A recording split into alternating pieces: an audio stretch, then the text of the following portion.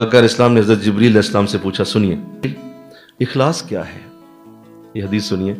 तो जिब्रील ने फरमाया, हुजूर मैं अल्लाह से पूछ के ना हूँ ज़रा। चले गए, अल्लाह से अर्ज़ की, मौला तेरा नबी पूछता है इखलास क्या है। तो जवाब आया कि जाओ मेरे नबी को बता दो कि ये एक मेरी तरफ से दिया गया तोहफा है, मैं उस बंदे के दिल में डाल देता हूँ जो मुझे पसंद आ जाता है, और मैं किसी को इखलास नहीं देता। ये इखलास मेरी तरफ से दिया गया बहुत बड़ा तोहफा, तो अल्लाह मुझे आपको दे दे, आमीन को। तो आइए कुरान में अल्लाह ने इरशाद फरमाया, नबी कहो, कुल बेशक मेरी नमाज, मेरा रोज़ा, मेरी नेकियां, मेरी ज़िंदगी, मेरी मौत, ये सब अल्लाह ही के लिए है।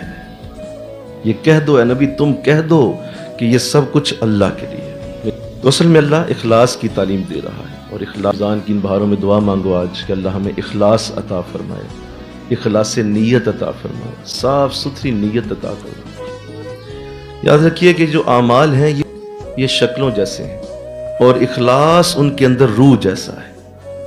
अगर इखलास मौजूद नहीं है तो इस शक्ल का कोई फायदा नहीं।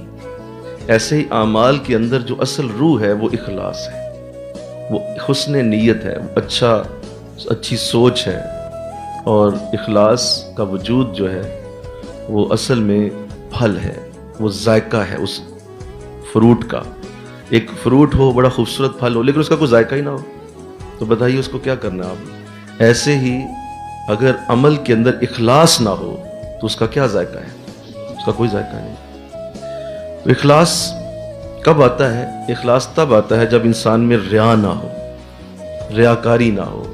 रियाकारी दिखलावे को कहते हैं, दूसरों को दिखाने के लिए जो अमल किया जाए, दूसरों को खुश करने के लिए अमल किया जाए, तो उसे रियाकारी कहते हैं। तो रियाकारी को छोड़ देना इखलास कहलाता है। जो लोग इस बात को समझते हैं, इस बात को जानते हैं कि उन्होंने अपने आमाल को बेहतर करना है, तो वो रियाकारी से हर सूरत बचते हैं। तो उन्हें इस बात की कोई परवाह नहीं होती कि लोग इस अमल को देख के क्या कहेंगे। और फरमाया बच्चे से इखलास सीखो। फरमाया हुजूर वो कैसे? फरमाया वो ऐसे कि बच्चा जब रोता है ना, छोटा मासूम बच्चा, 1-2 साल बच्चा की उम्र हो, तो जब रो रहा होता है उसे कोई परवाह नहीं, दादा देख रहा है, नानी देख रही है, भाई देख रहा है, बहन देख रही है, वो माँ को रुला के मना ही लेता है। उसे नहीं परवाह होती देख कौन रहा है, क्यों? बच्चा है ना, उसे पता ही नहीं है।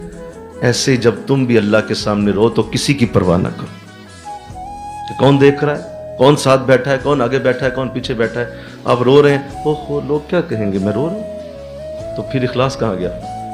आप तो अल्लाह के लिए रोने थे ना, आपने तो अल्लाह के सामने रोना था। ये लोगों के लिए आपने छोड़ क्यों दिया?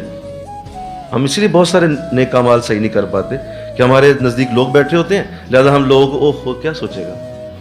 भाई क्या सोचेगा मतलब? उसने अपनी कब्र में जाना है, आपने अपनी कब्र में जाना है, आप अपना नेक अमल तो ठीक करें। बेशुमार लोग इस वजह से नेकी की आला बुलंदियों पे नहीं जा पाते कि लोगों को देख के उस अमल को छोड़ देते। तो अल्लाह से माफ फरमा दे, आमीन कह दो।